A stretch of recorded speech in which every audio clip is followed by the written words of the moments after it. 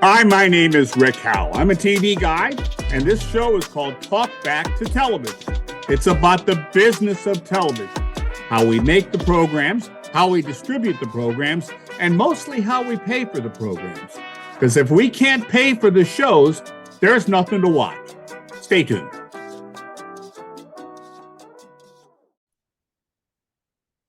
Hi, this is Talk Back to Television, and I'm here with one of my favorites, Daniel Kline, who is editor-at-large at the Arena Group, and now he's going to tell us what that means, because I had no idea. What do you do, dude? I had no idea either. So I used to be managing editor of The Street, but now my job is to come up with ways to tie together all of the things we run or own: Sports Illustrated, Men's Journal, Parade. So that might be as simple as like, hey, the holidays are coming up. Like, what is each group doing and linking between? Or as complicated as I'm working on a television show idea that would have a digital component on Parade. I'm working on a business and sports thing with Sports Illustrated that will have content on The Street. So we're a pretty big company. We have a pretty far reach. And my job is to be one of the people who think about how can these things complement each other beyond just the technology platform. I still write a lot for The Street, but my bylines appeared in an awful lot of places in the last 6 months. All right, so now you are technically in the same class as Bob Iger.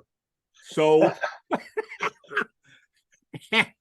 here's my question for you. We all talk about what can Bob Iger do. I think more the important question is, what must Bob Iger do? What must he do, Dan?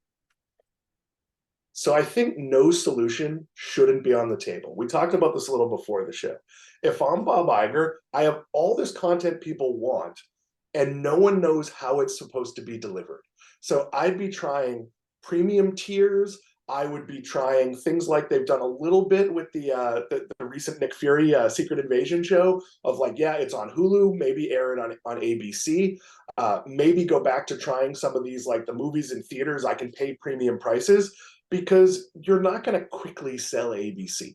I'm also not so sure that's the asset you want to sell when the only thing standing might be premium cable and the broadcast networks, because I do think we're pretty close to bottom of cord cutting. We're having this backlash of like, wait a minute, like I can't get these things. So if I'm Bob Iger, I know I have the best IP. I would actually take Disney versus the field when it comes to IP in terms of how much they have that people want. But like, they're making mistakes. They should have known Indiana Jones isn't a movie theater property anymore. They could have made that a prestige event. They could have cut it into 6 half-hour television shows. They could have sold it to old guys like us for $30 3 months before it comes out elsewhere. I'm actually not a huge Indiana Jones fan. Yeah, but even the Pixar movies, they could find ways to make a 1 or 2 week theatrical experience around school vacations. But aside from school vacations, it's going to take an event movie. And the reality is the movie theater business is over. So if you're Bob Iger, yes, you need to monetize some assets because you need cash. Yes, you need to make some cuts. But here's the reality. If everything except the next Avengers movie is a TV series, your production costs go down. They get amortized over more time. And more importantly, your marketing costs don't go away. But basically, when you shoot a big budget movie, you spend as much marketing, and you take the whatever the number is, 20 to 35% the theaters take, depending on where you are in the theatrical run. You can make this better. You can make this work, because here's the thing. The Mandalorian has shown we're going to watch the new Star Wars content. And we're gonna, like, your kid's still gonna watch Cars 100 times, no matter what, no matter what you think about Disney. They're still gonna go to the theme parks. Like my boss sent me to Disney World the other day and said, like, do a story on whether it's actually like you, because I go to Disney World all the time. Tell me if it's really empty. And the reality is, no, Disney World's incredibly crowded. It just had a bad 4th of July because it was really hot and airfare was high. Yeah. So Bob Iger, I'm really glad they extended his contract. I really thought they were going to make the same dumb Disney mistake. I think who takes over is a real issue. I mean, they brought some executives back in a consulting capacity. I don't know that there's a real answer there. But if anyone's going to figure this out, I think it's going to be Iger. But I do think he has to try some things he hasn't been willing to try, or at least hasn't been willing to commit to. I completely agree with that. All right. I am going to put in a plug for the thing that I've been the drum I've been beating, which is that there are a few people in this business who know how to sell subscription television the way the folks at Comcast do.